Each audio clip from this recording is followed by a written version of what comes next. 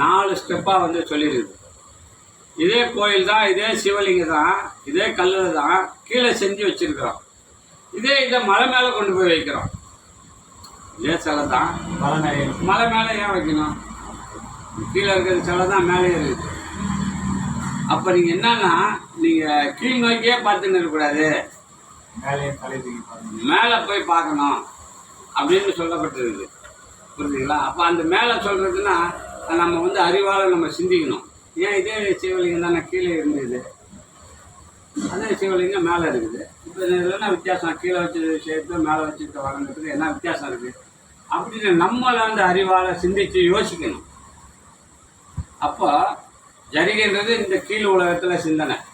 ஒரு மேலான சிந்தனைக்கு வரீங்க, அடுத்த வரீங்க, 2வது போகிறீங்க, ஃபஸ்ட்டு ஒரு வருஷம் முதல் கிளாஸில் இருக்கீங்க, அடுத்தது 2வது கிளாஸ் போகிறீங்க, ப்ரொமோஷன்.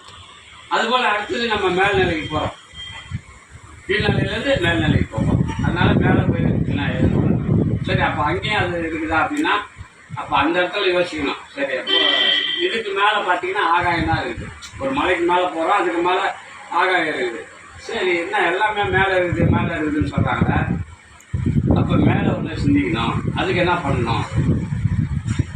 இப்போ கடவுள்ன்றது கீழே இருக்க சிலையும் மேலே இருக்க சிலையும் ஒன்று தான். அப்போ கீழ்நிலையே மேல்நிலைக்கு வந்துட்டோம். இப்போ இதுக்கு அடுத்த நிலை என்ன? யோகத்துக்கு போகணும். யோகத்துக்கு போனால் தான் ஞானம் நமக்கு கிடைக்கும். அதுதான் நமக்கு சித்த வித்தை. புரியுங்களா? எல்லா யோகிகளும் யோகம் பண்ணி தான் நமக்கு அந்த நிலைக்கு போக முடியும். சிவபெருமானை எங்கே பார்த்தாலும் தவத்தில் இருக்கிற மாதிரி தான் வச்சுருப்பாங்க. அவர் தவயோகி. ஈஸ்வரன் சொன்னாலே அவர் தவயோகி தான். நம்மளும் அந்த நிலைக்கு போகணுன்னா நம்ம என்ன பண்ணணும்? நம்மளும் தவம் தான் பண்ணிடணும் இல்லையா?